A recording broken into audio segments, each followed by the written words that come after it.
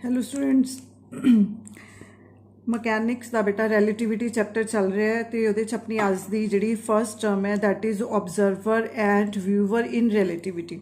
Observer and viewer in relativity ਤਾਂ ਦੇਖੋ observer ਕੀ ਹੈ ਤੇ ਵਿਊਅਰ ਕੀ ਹੈ। ਇੱਕ ਹੁੰਦਾ ਕੋਈ ਵੀ ਇਵੈਂਟ ਹੋ ਰਿਹਾ ਉਹਨੂੰ ਸਿਰਫ ਦੇਖਣਾ, ਇੱਕ ਹੁੰਦਾ ਉਸ ਇਵੈਂਟ ਨੂੰ ਜੱਜ ਕਰਨਾ। ਤਾਂ ਜੋ ਉਹਨੂੰ ਜੱਜ ਕਰ ਰਿਹਾ ਉਹ ਆਬਜ਼ਰਵਰ ਹੈ, ਜੋ ਸਿਰਫ ਦੇਖ ਰਿਹਾ ਉਹ ਵਿਊਅਰ ਹੈ। ਤਾਂ ਅਗਰ ਅਸੀਂ ਸਾਇੰਟੀਫਿਕ ਲੈਂਗੁਏਜ 'ਚ ਕਹਿੰਦੇ ਹਾਂ ਤਾਂ ਆਬਜ਼ਰਵਰ ਕੀ ਨੇ? ਆਬਜ਼ਰਵਰ ਜਿਹੜੇ ਨੇ ਇਟ ਕੰਸੀਡਰਡ ਐਜ਼ ਪਰਸਨ ਔਰ ਐਨ ਇਕਵਿਪਮੈਂਟ ਮੀਨਡ ਟੂ ਪਰਫਾਰਮ ਮੈਜਰਮੈਂਟਸ। ਠੀਕ ਹੈ, ਕੋਈ ਇਕਵਿਪਮੈਂਟ ਹੋ ਸਕਦਾ ਹੈ, ਕੋਈ ਪਰਸਨ ਹੋ ਸਕਦਾ ਹੈ ਜਿਹੜਾ ਕਿ ਉਸ ਐਕਸਪੈਰੀਮੈਂਟ ਨੂੰ ਜਾਂ ਉਸ ਇਵੈਂਟ ਨੂੰ ਓਬਜ਼ਰਵ ਕਰ ਰਿਹਾ ਹੈ। ठीक है, क्लॉक्स हो गए, इक्विपमेंट्स हो गए, पर्सन हो गए, ये सारे किस कैटेगरी च आते हैं? ऑबजरवर की कैटेगरी च आते हैं अगर वो एक्चुअली उन्होंने ऑबजर्व कर रहे हैं। व्यूअर की है? Viewer is a person who seize और व्यू एन इवेंट। ठीक है, ਉਹਦੀ ਮੈਜਰਮੈਂਟ ਦੇ ਵਿੱਚ ਕੋਈ ਰੋਲ ਨਹੀਂ ਹੁੰਦਾ, ਉਹਨੂੰ ਅਸੀਂ ਕੀ ਬੋਲਦੇ ਹਾਂ? ਵਿਊਅਰ ਬੋਲਦੇ ਹਾਂ। ਇਸ ਤੋਂ ਬਾਅਦ ਨੈਕਸਟ ਟੌਪਿਕ ਹੈ ਰਿਲੇਟਿਵਿਟੀ ਆਫ ਸਾਈਮਲਟੇਨੀਅਟੀ। ਰਿਲੇਟਿਵਿਟੀ ਆਫ ਸਾਈਮਲਟੇਨੀਅਟੀ ਦੇ ਵਿੱਚ ਦੇਖੋ ਕੀ ਹੈ। ਫਸਟ ਇੱਕ ਡੈਫੀਨੇਸ਼ਨ ਦਿੱਤੀ ਹੋਈ ਹੈ ਇਵੈਂਟ। ਇਵੈਂਟ ਕੀ ਹੁੰਦਾ? It is defined as occurrence which takes place at specific point in space at specific time. ਮਤਲਬ ਇਵੈਂਟ ਕੀ ਹੈ?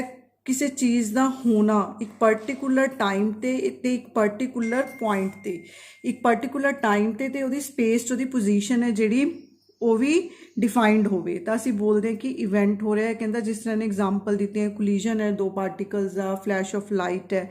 ਕਲੀਅਰ ਹੈ? ਤੇ ਨੈਕਸਟ ਨੇਗੇ ਸਾਈਮਲਟੇਨੀਅਸ ਇਵੈਂਟਸ। ਸਾਈਮਲਟੇਨੀਅਸ ਇਵੈਂਟਸ ਉਹ ਹੁੰਦੇ ਨੇ if time interval between them is zero. Simultaneous ਦਾ ਮਤਲਬ ਹੈ ਕਿ ਜਿਹੜੇ ਇਕੱਠੇ ਹੋ ਰਹੇ ਨੇ ਤਾਂ ਅਗਰ ਉਹਨਾਂ 'ਚ ਟਾਈਮ ਇੰਟਰਵਲ ਜਿਹੜਾ ਹੈ ਉਹ ਜ਼ੀਰੋ ਹੈ ਤਾਂ ਅਸੀਂ ਬੋਲਦੇ ਹਾਂ ਕਿ ਉਹ ਸਾਈਮਲਟੇਨੀਅਸ ਇਵੈਂਟ ਨੇ। ਤਾਂ ਸਪੋਜ਼ ਕਰੋ ਇਹ ਕਹਿੰਦਾ ਦੋ ਇਵੈਂਟ ਹੋ ਰਹੇ ਨੇ, ਤੁਹਾਡੇ ਕੋਲ ਦੋ ਫਰੇਮ ਆਫ ਰੈਫਰੈਂਸ ਨੇ। ਐਜ਼ ਯੂਜ਼ਅਲ ਇੱਕ ਫਰੇਮ ਐਸ ਹੈ, ਇੱਕ ਫਰੇਮ ਐਸ ਡੈਸ਼ ਹੈ। ਇਹਦੇ 'ਚ ਪਾਰਟੀਕਲ ਦੀ ਪੋਜੀਸ਼ਨ ਜਿਹੜੀ ਹੈਗੀ ਹੈ x1 t1। ਕਹਿੰਦਾ ਸਪੋਜ਼ ਕਰੋ ਇੱਕ ਇਵੈਂਟ ਹੋ ਰਿਹਾ coordinate x1 dash t1 dash ਤੇ ਸੈਕਿੰਡ ਇਵੈਂਟ ਜਿਹੜਾ ਹੋ ਰਿਹਾ ਉਹ x2 ਡੈਸ਼ ਪੋਜੀਸ਼ਨ ਤੇ t2 ਡੈਸ਼ ਟਾਈਮ ਤੇ। ਕਲੀਅਰ ਹੈ? ਮਤਲਬ ਦੋ ਇਵੈਂਟ ਹੋ ਰਹੇ ਨੇ, ਇੱਕ ਇਵੈਂਟ ਹੋ ਰਿਹਾ x1 ਡੈਸ਼ ਪੋਜੀਸ਼ਨ ਤੇ t1 ਡੈਸ਼ ਟਾਈਮ ਤੇ, ਸੈਕਿੰਡ ਹੋ ਰਿਹਾ x2 ਡੈਸ਼ ਪੋਜੀਸ਼ਨ ਤੇ t2 ਡੈਸ਼ ਟਾਈਮ ਤੇ। ਤਾਂ ਕੰਡੀਸ਼ਨ ਕੀ ਕਹਿੰਦੀ ਹੈ ਕਿ ਉਹਨਾਂ 'ਚ ਟਾਈਮ ਇੰਟਰਵਲ ਜ਼ੀਰੋ ਹੋਣਾ ਚਾਹੀਦਾ ਜੇ ਅਸੀਂ ਉਹਨਾਂ ਨੂੰ ਸਾਈਮਲਟੇਨੀਅਸ ਬੋਲ ਰਹੇ ਹਾਂ। ਤਾਂ t2 dash minus t1 dash should be equal two zero. ਇਹਦਾ ਮਤਲਬ ਦੋਨੋਂ ਇਵੈਂਟ ਹੋਣ ਦਾ ਟਾਈਮ ਹੈ ਜਿਹੜਾ ਉਹ ਇਕੁਅਲ ਹੋਣਾ ਚਾਹੀਦਾ। ਕਲੀਅਰ? ਪਰ ਇਹ ਹੈਗਾ ਐਸ ਡੈਸ਼ ਫਰੇਮ 'ਚ। ਪਰ ਅਗਰ ਅਸੀਂ ਐਸ ਫਰੇਮ 'ਚ ਓਬਜ਼ਰਵ ਕਰ ਰਹੇ ਹਾਂ ਜਦੋਂ ਕਿ ਇਹ ਸਾਡਾ ਐਸ ਡੈਸ਼ ਫਰੇਮ ਕਿਸੇ ਵੈਲੋਸਿਟੀ v ਨਾਲ ਮੂਵ ਕਰ ਰਿਹਾ ਤਾਂ ਐਸ ਫਰੇਮ ਦੇ ਵਿੱਚ ਕੀ ਤੁਹਾਨੂੰ ਇਹ ਜਿਹੜੇ ਸਾਈਮਲਟੇਨੀਅਸ ਇਵੈਂਟਸ ਨੇ ਉਹ ਐਸ ਦੇ ਵਿੱਚ ਵੀ ਸਾਈਮਲਟੇਨੀਅਸ ਅਪੀਅਰ ਹੋਣਗੇ? ਉਹ ਆਪਾਂ ਚੈੱਕ ਕਰ ਰਹੇ ਹਾਂ। ਤਾਂ ਟਾਈਮ ਦੇ ਬੇਟਾ ਆਪਾਂ ਪਿੱਛੇ ਰਿਲੇਸ਼ਨਸ ਪੜ੍ਹੇ ਸੀ, t1 is equal to t1 dash plus v x1 dash upon c square upon 1 minus v square upon c square. Similarly t2 ਤਾਂ ਅਸੀਂ t2 ਮਾਈਨਸ t1 ਕਰ ਰਹੇ ਹਾਂ। t2 ਮਾਈਨਸ t1 ਕਰਾਂਗੇ ਤਾਂ t2 dash minus t1 plus v upon c square, x2 dash minus x1 dash ਆ ਗਿਆ ਨੀਚੇ 1 minus v square upon c square ਹੋ ਗਿਆ। ਹੁਣ ਕਿਉਂਕਿ t2 dash minus t1 dash zero ਹੈ ਤਾਂ ਆਹ ਵਾਲੀ ਵੈਲਿਊ ਸਾਡੇ ਕੋਲ ਕੀ ਹੋਗੀ? ਜ਼ੀਰੋ ਹੋਗੀ। ਸਾਡੇ ਕੋਲ ਕੀ ਬਚ ਗਿਆ? ਆਹ ਚੀਜ਼ ਬਚ ਗਈ। ਹੁਣ ਦੇਖੋ ਐਕਚੁਅਲੀ ਕੀ ਹੋਣਾ ਚਾਹੀਦਾ ਸੀਗਾ ਕਿ ਜੇ ਐਸ ਫਰੇਮ ਦੇ ਵਿੱਚ ਵੀ ਸਾਨੂੰ ਇਵੈਂਟਸ ਸੇਮ ਟਾਈਮ 'ਤੇ ਅਪੀਅਰ ਹੋ ਰਹੇ ਨੇ ਤਾਂ t2 ਮਾਈਨਸ t1 ਵੀ ਜ਼ੀਰੋ ਹੋਣਾ ਚਾਹੀਦਾ ਸੀ। ਪਰ ਇੱਥੇ t2 ਮਾਈਨਸ t1 ਦੀ ਸਾਡੇ ਕੋਲ ਵੈਲਿਊ ਆ ਰਹੀ ਹੈ ਕੁਛ ਨਾ ਕੁਛ। ਹੁਣ ਇਹਦਾ ਮਤਲਬ ਇਹ ਹੈ ਕਿ ਐਕਚੁਅਲੀ ਜਿਹੜੇ ਸਾਈਮਲਟੇਨੀਅਸ ਇਵੈਂਟ ਸਾਨੂੰ ਇੱਕ ਫਰੇਮ 'ਚ ਮਤਲਬ ਸੇਮ ਟਾਈਮ 'ਤੇ ਅਪੀਅਰ ਹੋ ਰਹੇ ਨੇ ਉਹ ਦੂਜੇ ਫਰੇਮ ਦੇ ਵਿੱਚ ਜ਼ਰੂਰੀ ਨਹੀਂ ਹੈ ਕਿ ਤੁਹਾਨੂੰ ਸੇਮ ਹੀ ਅਪੀਅਰ ਹੋਣਗੇ। ਹੁਣ ਇਹਦੇ 'ਚ ਨੈਕਸਟ ਕੰਡੀਸ਼ਨ ਕੀ ਹੈ ਕਿ if x2 dash is greater then x1 dash means ਕਿ ਜਿਹੜੀ ਪੋਜੀਸ਼ਨ ਹੈ ਪੋਜੀਸ਼ਨ x2 ਡੈਸ਼ ਦੀ ਕੋਆਰਡੀਨੇਟ ਦੀ ਜਿਹੜੀ ਵੈਲਿਊ ਹੈ ਉਹ ਜ਼ਿਆਦਾ ਹੈ ਕੰਪੈਰੇਟਿਵਲੀ ਟੂ x1 ਡੈਸ਼। ਤਾਂ ਓਬਵੀਅਸ ਹੈ ਕਿ ਉਰੇ ਜਿਹੜਾ ਰਿਜ਼ਲਟ ਆਊਗਾ ਉਹ ਪੋਜ਼ਿਟਿਵ ਆਊਗਾ। That means t2 will be greater then t1। Similarly ਜੇ x2 ਡੈਸ਼ ਲੈਸ ਹੈ x1 ਡੈਸ਼ ਦੇ ਨਾਲ ਤਾਂ ਉਹਦੀ ਨੈਗੇਟਿਵ ਵੈਲਿਊ ਆਊਗੀ। ਇਹਦਾ ਮਤਲਬ t2 ਛੋਟਾ ਹੋ ਜਾਊਗਾ t1 ਤੋਂ। ਕਲੀਅਰ ਹੈ? ਤਾਂ ਇਹਦਾ ਮਤਲਬ ਇਹ ਹੈ ਕਿ order of occurrence of two events will appear reversed. The second event will appear to occur earlier than the first. ਮਤਲਬ ਸੈਕਿੰਡ ਪਹਿਲਾਂ ਦਿਖੂਗਾ ਤੇ ਫਸਟ ਵਾਲਾ ਬਾਅਦ ਚ ਦਿਖੂਗਾ। ਤਾਂ ਇੱਥੇ ਸਪੇਸ ਹੈ ਜਿਹੜੀ, ਸਪੇਸ ਕੋਆਰਡੀਨੇਟਸ ਵੀ ਮੈਟਰ ਕਰਦੇ ਨੇ ਕਿ ਪਾਰਟੀਕਲਸ ਦੀਆਂ ਪੋਜੀਸ਼ਨਸ ਕੀ ਨੇ। ਤਾਂ ਨੈਕਸਟ ਇਹਦਾ ਸਪੈਸ਼ਲ ਕੇਸ ਹੈ ਕਿ ਸਪੋਜ਼ ਕਰੋ ਕਿ ਦੋਨੋਂ ਇਵੈਂਟਸ ਜਿਹੜੇ ਇਸ ਫਰੇਮ 'ਚ ਹੋ ਰਹੇ ਸੀ, ਐਸ ਡੈਸ਼ ਫਰੇਮ 'ਚ ਆਪਾਂ ਨੇ ਕੋਆਰਡੀਨੇਟ ਕੀ ਚੂਜ਼ ਕੀਤੇ ਸੀ, x1 ਡੈਸ਼ x2 ਡੈਸ਼। ਇਹਦਾ ਸਪੋਜ਼ ਕਰੋ ਕਿ ਇਹ ਹੋ ਵੀ ਸੇਮ ਪੋਜੀਸ਼ਨ 'ਤੇ ਰਹੇ ਨੇ। ਜੇ ਸੇਮ ਪੋਜੀਸ਼ਨ 'ਤੇ ਹੋ ਰਹੇ ਨੇ ਤਾਂ x1 dash should be equal to x2 dash. ਤਾਂ ਜਦੋਂ ਅਸੀਂ ਇੱਥੇ x1 ਤੇ x2 ਦੀਆਂ ਵੈਲਿਊਜ਼ ਇੱਥੇ ਇਕੁਅਲ ਪੁੱਟ ਕਰਾਂਗੇ ਤਾਂ ਆਨਸਰ ਸਾਡੇ ਕੋਲ ਕੀ ਆ ਗਿਆ, 0 ਆ ਗਿਆ। ਇਹਦਾ ਮਤਲਬ ਕਿ ਇਨ ਦੈਟ ਕੇਸ ਤੁਹਾਨੂੰ ਇਸ ਫਰੇਮ ਦੇ ਵਿੱਚੋਂ ਦੋਨੋਂ ਇਵੈਂਟਸ ਸਾਈਮਲਟੇਨੀਅਸ ਅਪੀਅਰ ਹੋਣਗੇ। ਤਾਂ ਸਾਈਮਲਟੇਨੀਅਸ ਇਵੈਂਟਸ ਦੀ ਐਕਚੁਅਲ ਕੰਡੀਸ਼ਨ ਕੀ ਹੈ ਕਿ events should be takes place at same time and at same space. Clear ਹੈ। ਸਾਈਮਲਟੇਨੀਅਸਲੀ ਦੂਜੇ ਫਰੇਮ 'ਚ ਤਾਂ ਅਪੀਅਰ ਹੋਣਗੇ ਅਗਰ ਉਹਨਾਂ ਦਾ ਪੋਜੀਸ਼ਨ ਤੇ ਟਾਈਮ ਕੀ ਹੋਊਗਾ, ਐਸ ਡੈਸ਼ ਫਰੇਮ 'ਚ ਸੇਮ ਹੋਊਗਾ। ਉਸ ਤੋਂ ਬਾਅਦ ਨੈਕਸਟ ਲੈਂਥ ਕੰਟਰੈਕਸ਼ਨ। ਦੇਖੋ ਰਿਲੇਟਿਵਿਸਟਿਕ ਅਪਰੋਚ ਜਦੋਂ ਆਪਾਂ ਯੂਜ਼ ਕਰਦੇ ਹਾਂ, ਰਿਲੇਟਿਵਿਸਟਿਕ ਮਤਲਬ when object moves with comparable to velocity of light. In that case ਇਹ ਸਾਰੀਆਂ ਚੀਜ਼ਾਂ ਐਪਲੀਕੇਬਲ ਨੇ। ਜਿਵੇਂ ਹੁਣ ਇਹਦੇ ਵਿੱਚ ਤੁਸੀਂ 3 ਕੁਐਸਚਨਸ ਪੜ੍ਹੋਗੇ। ਕੁਐਸਚਨਸ ਇਨ ਇੱਕ ਤਰ੍ਹਾਂ ਦੇ ਲੈਂਥ ਕੰਟਰੈਕਸ਼ਨ ਹੈ, ਟਾਈਮ ਡਾਇਲੇਸ਼ਨ ਐਂਡ ਟਵਿਨ ਪੈਰਾਡੌਕਸ ਹੈ। ਇਹ 3 ਆਰਟੀਕਲ ਨੇ ਬੇਟਾ ਜਿਨ੍ਹਾਂ 'ਚੋਂ ਇੱਕ ਪੇਪਰ ਦੇ ਵਿੱਚ ਆਉਣਾ ਹੀ ਆਉਣਾ ਹੁੰਦਾ। ਦੇਖੋ ਲੈਂਥ ਕੰਟਰੈਕਸ਼ਨ ਮਤਲਬ ਕਿ ਲੈਂਥ ਤੁਹਾਨੂੰ ਕੰਟਰੈਕਟ ਹੋ ਕੇ ਅਪੀਅਰ ਹੋਊਗੀ, ਮਤਲਬ ਲੈਂਥ ਤੁਹਾਨੂੰ ਛੋਟੀ ਦਿਖੂਗੀ। ਇਹ ਰੀਜ਼ਨ ਕਿਉਂ ਹੋ ਰਿਹਾ ਇਸ ਤਰ੍ਹਾਂ, ਇਹ ਸਿਰਫ ਰਿਲੇਟਿਵਿਸਟਿਕ ਅਪਰੋਚ ਯੂਜ਼ ਕਰਨ ਕਰਕੇ ਹੋ ਰਿਹਾ ਹੈ। ਦੇਖੋ ਸਪੋਜ਼ ਕਰੋ ਤੁਹਾਡੇ ਕੋਲ ਐਸ ਡੈਸ਼ ਫਰੇਮ ਹੈ, ਇਹਦੇ 'ਤੇ ਇੱਕ ਰੋਡ ਪਈ ਹੈ AB।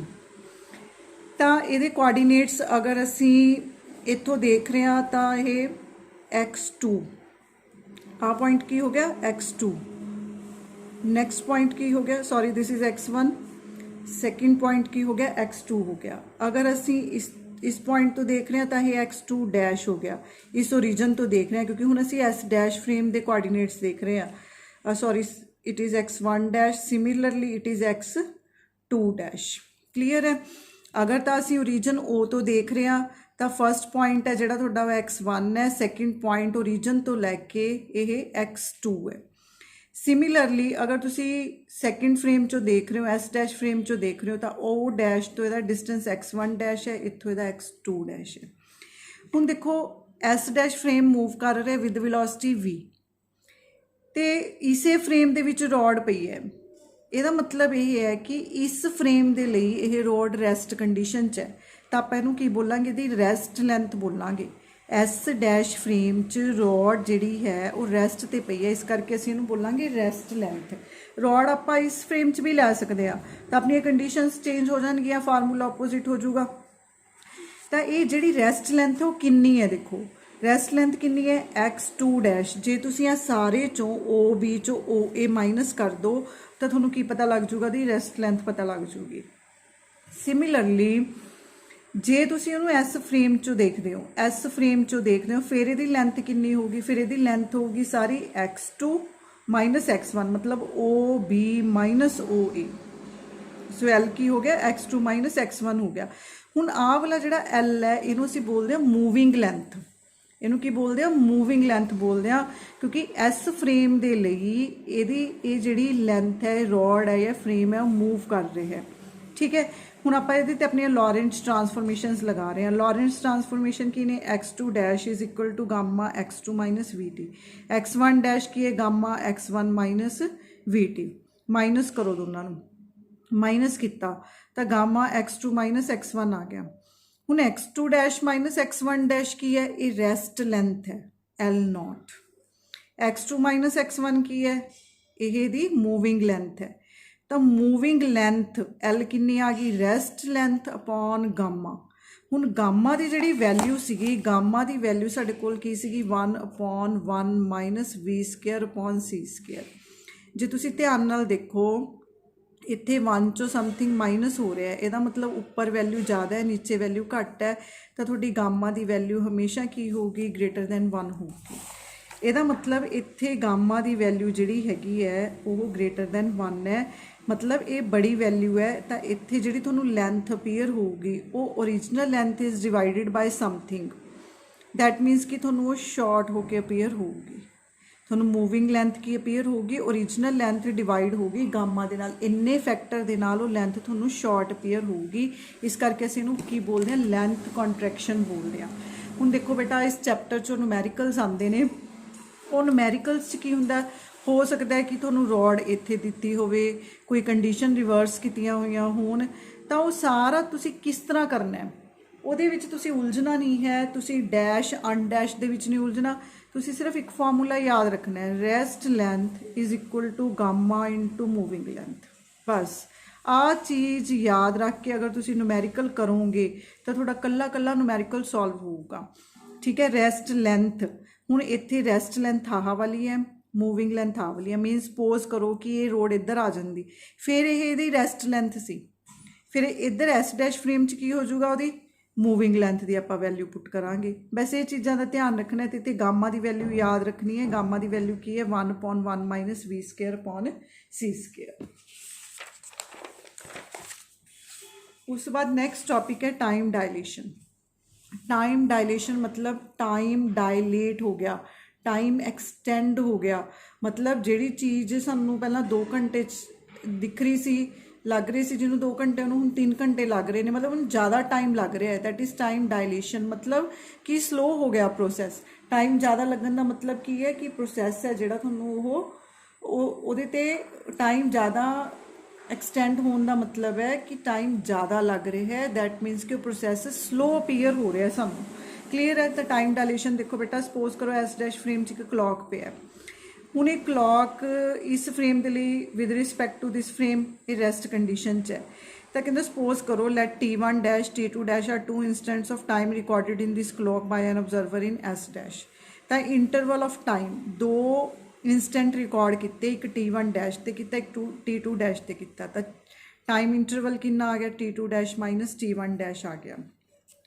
सिमिलरली तुसी इस फ्रेम एस चो उही इवेंट्स नू ऑब्जर्व कर रहे हो, तो जो तुसी ऑब्जर्व कर रहे हो इत्थे आपां मूविंग टाइम देखांगे क्योंकि ये विद रिस्पैक्ट मूव कर रहा है। तो T1 का रिलेशन की है, gamma T1 dash plus VX dash upon C square. Similarly T2 की वैल्यू तो डेल्टा T फाइंड आउट कर लाँगे, T1 माइनस T2 कर लाँगे, तो साडे कोल की आ गया इत्थे gamma T1 dash minus T2 dash. Actually इत्थे बेटा T2 माइनस T1 कर लेना सी तुसी, चलो। So gamma T1 dash minus T2 dash, हुण ये डेल्टा T डैश है, देखो delta T is equal to gamma delta T dash. Delta T की है moving time, it is equal to gamma into rest time. Gamma की value 1 तो हमेशा बड़ी होएगी, यदा मतलब डेल्टा T बड़ा आ रहा है डेल्टा T डैश के नालों। यदा मतलब कि जो तुसी फ्रेम एस च ऑब्जर्व करोगे तो थोनू टाइम ज़्यादा अपीयर होगा, वो एक्चुअली नहीं होगा पर अपीयर होगा, दैट इज़ टाइम डायलेशन। ये सारे इफेक्ट बेटा मैं बार बार बोल रही हाँ, ये तां ऑब्जर्व होंगे अगर ऑब्जेक्ट है, सिस्टम है, वो मूव कर रहा है रिलेटिविस्टिक अप्रोच के नाल, means it is moving with comparable to velocity of light. तुसी पिछे जिन्ने भी न्यूमैरिकल्स करोगे वो सारियां दे विच जो भी उन्हें टाइम की स्पीड की वैल्यू दी होगी वो हमेशा comparable to velocity of light होगी। उस तो बाद एक्सपैरीमेंटल एविडेंसिस ने फॉर टाइम डायलेशन, ये तुसी अपने आप देखोगे बेटा, एग्जाम्पल है पेपर च क्वेश्चन आता कई बार भी टाइम डायलेशन को जस्टिफाई करो भी एक्चुअली टाइम डायलेशन का जोड़ा कॉन्सैप्ट है वो काम करता है। तो वो बेटा थोड़ी बुक के एग्जाम्पल दी हुई है, 2 मैथड्स के नाल सॉल्व की हुई है, तुसी कर सकते हो, तो तुसी अपने आप देखनी है। नैक्सट जो आर्टिकल है that is twin paradox. Twin paradox की है, देखो पैराडॉक्स का मतलब होंगे कि कोई पहेली, पैराडॉक्स पजल, ठीक है। ट्विन पैराडॉक्स की है कि 2 ट्विन्स मतलब 2 ब्रदर ने जोड़े कि ट्विन्स ने, तो ये इनिशियली पॉइंट ओ ते बैठे ने। सपोज करो ये कहता कि ब्रदर बी है जोड़ा वो विद विलोसिटी √3/2 इंटू सी, देखो comparable to velocity of light आ गया कि √3/2 ऑफ सी विलोसिटी के नालों मूव कर रहे हैं। बी ने मूव करना शुरू करता comparable to velocity of light, वो 15 ईयर्स के लिए ट्रैवल करता है, ठीक है, up to the point C and then return backs with the same speed at point B. वो फिर सेम स्पीड के नाल की हुंदा वापिस आ जाता है। ਇਹਦਾ मतलब ये है कि जे आप ਵੈਸੇ ਸੋਚੀਏ ਨਾਰਮਲੀ ਤਾਂ ਉਹਨੂੰ 15 ਈਅਰਸ ਜਾਣ 'ਚ ਲੱਗੇ, 15 ਈਅਰ ਉਹਨੂੰ ਵਾਪਿਸ ਆਉਣ ਦੇ ਵਿੱਚ ਲੱਗੇ। ਪਰ ਜਿਹੜਾ ਬ੍ਰਦਰ ਏ ਹੈ, ਇਹ ਕੀ ਮੈਜਰ ਕਰਦਾ ਹੈ?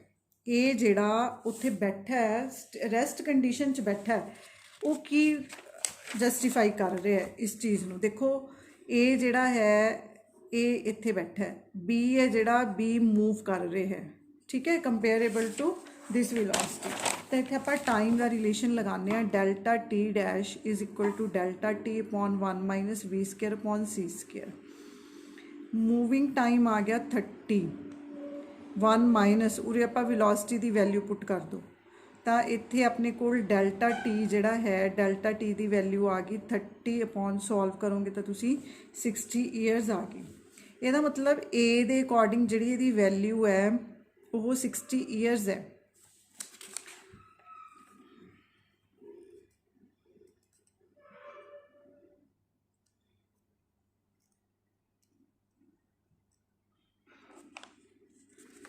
हाँ जी बेटा, ये ना एक मिसटेक है, इत्थे एक्चुअली च डेल्टा टी डैश आना चाहिए सीगा, इत्थे डेल्टा टी आऊगा, ये गलत है। इत्थे डेल्टा टी डैश आऊगा क्योंकि अपने फार्मूले के अकॉर्डिंग की हुंदा है कि moving time is equal to rest time into gamma. Gamma की वैल्यू पुट की है 1 minus V square upon C square. So अगर आप इत्थे दा रेस्ट टाइम पुट करते हैं तो अपन तां ही मूविंग टाइम पता लगूगा डेल्टा टी। तो इत्थे क्योंकि ए दे लई बी है जिहड़ा मूव कर रहा है, तो ए दे अकॉर्डिंग उन्होंने 60 ईयर्स लगणगे। तो एक पैराडॉक्स है, पैराडॉक्स अराइज क्यों होया? Due to relativity. तो उस तो इलावा ये थ्रैटिकल जी एक्सप्लेनेशन दे रहा है, वो एक्सप्लेनेशन ये दे रहा है कि ट्विन बी है जिहड़ा during the motion changes the direction of his velocity. तो वह मोशन जिहड़ा सी बी का जिहड़ा मोशन है वो एक्सलरेटेड मोशन है, इस करके जो कहता एक्सलरेशन नूं विच मतलब इनकलूड करते हैं तो उत्थे फिर ये वाला जिहड़ा रिजल्ट है तुहाडे इस रिजल्ट के नाल मैच करन लग जाता है। इस करके जो दोबारा मीट करनगे तो उन्हां दी एज कितनी होगी? सेम ही होगी। क्लीयर है जी? इत्थे बेटा टॉपिक मैं ख़त्म कर रही हूँ। Thanks a lot.